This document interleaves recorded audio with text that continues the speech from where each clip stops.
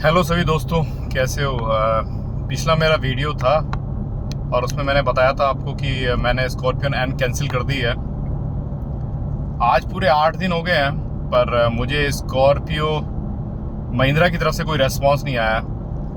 मैं actually Dubai में हूँ और दुबई से मैंने स्कॉर्पियन एन 30 जुलाई को ही बुकिंग किया था। और उसके बाद मैंने आपको बताया था कि जो मेरा डिलीवरी डेट आया वो 2024 का है, मतलब 2 साल बाद का इन्होंने डिलीवरी डेट दिया। Z6 model automatic.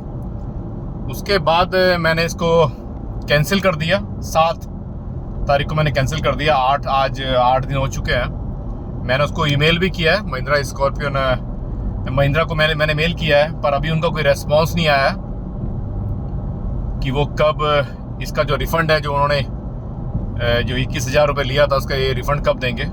पर हाँ, एक स्टेटमेंट आया था उनका और एक ईमेल किया था उन्होंने, और कि वो केवल जो चार्जेस हैं, ट्रांसफ़र जो चार्जेस हैं, केवल वही डिडक्ट करेंगे, बाकी सारा अमाउंट रिफ़ंड करेंगे।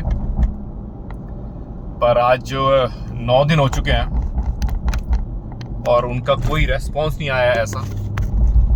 तो किसी भी भाई जिसने कैंसिल किया हो और उसको रिफ़ंड का कोई ईमेल आया हो तो आप मुझे बताइएगा, क्योंकि मेरे साथ ये भी दिक्कत है कि मैं टोल फ्री नंबर पे कॉल नहीं कर पा रहा हूँ यहाँ से उनके, केवल ईमेल से ही मैं कम्युनिकेशन कर रहा हूँ। तो अब देखो। और मैंने Z2 मॉडल देखा, इसका Z2 मॉडल तो महिंद्रा स्कॉर्पियन एन का, उसमें तो उन्होंने खैर कुछ दिया ही नहीं है। अब मैं दूसरे मॉडल्स लेने का सोच रहा हूँ इंडिया के लिए। तो अच्छी बात है, कॉन्ग्रेचुलेशंस उनके लिए जिनके स्कॉर्पियन एन जिनको टाइम पे मिल रहा है, उनके लिए बहुत अच्छी बात है, वो टाइम पे दे रहा है। पर कस्टमर सेटिस्फेक्शन के हिसाब से मैं तो इसे महिंद्रा से टोटली अनसेटिस्फाइड हो चुका हूँ। टोटली इन्होंने ऐसा जो काम किया है ना इन्होंने यहाँ पर, कि अब जो आदमी ले रहे हैं उनको ये भी सोचना चाहिए कि यार ये जब डिलीवरी के लिए ये एक ईमेल तक नहीं कर रहे हैं, एक ये अगर कैंसिल आदमी करता है तो ना उसको एक ईमेल करते हैं, ना उसको मैसेज करते हैं, तो ये बाद में इनका कस्टमर रेस्पॉन्स कैसा रहेगा। ये एक फ़ोन तक नहीं करते हैं, ये भी नहीं पूछना चाहते हैं कि यार आपने कैंसिल क्यों की, ये भी नहीं पूछना चाहते। तो फिर ये जब ये सेल्स आफ्टर सर्विस में इनका क्या हाल रहेगा, जब इनका अभी ये हाल है। ये तो एक तरह से घमंड वाली बात होगी कि यार हमने गाड़ी निकाली है और आपको लेनी है तो लो, नहीं लेनी है तो मत लो।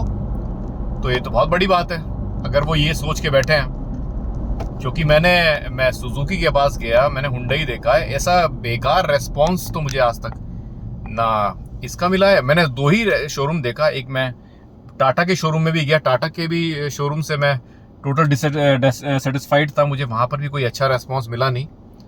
वहाँ पर वो इधर उधर ही घूमते रहते हैं, अपनी बातें करते रहते हैं, दूसरे को दिखाने की बजाय। अब हो सकता है कि शायद ये मेरे ही साथ हो रहा हूँ, मैं ये भी नहीं कहता कि ये सभी के साथ हो रहा है।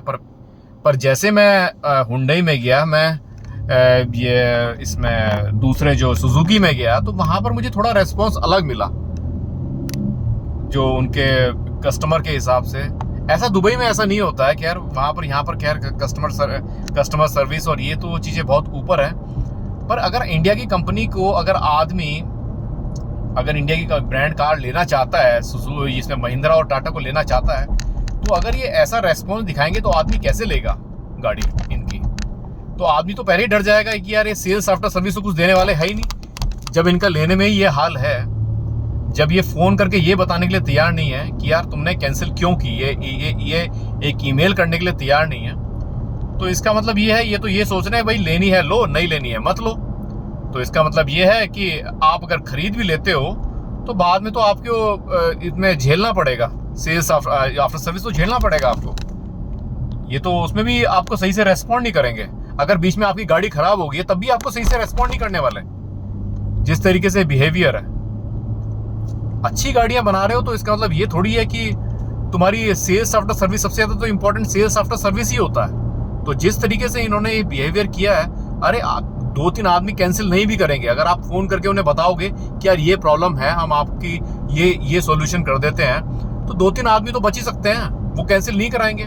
भाई ठीक है, हमारे रेस्पॉन्ड तो किया, अच्छे से बोल तो रहा है आदमी, पर ये तो कुछ करने के लिए तैयार ही नहीं है। चलिए ठीक है, हो सकता है कि शायद मेरे साथ ही ऐसा हुआ हो, पर जब भी मुझे कोई अपडेट आता है महिंद्रा की तरफ से तो मैं आपको बताता हूँ। चलो थैंक यू, आपने मेरा वीडियो देखा, कुछ कमेंट किए, और मैंने सोचा कि ये इन्फॉर्मेशन आप सबको दूँ अपनी नई गाड़ी से रिलेटेड।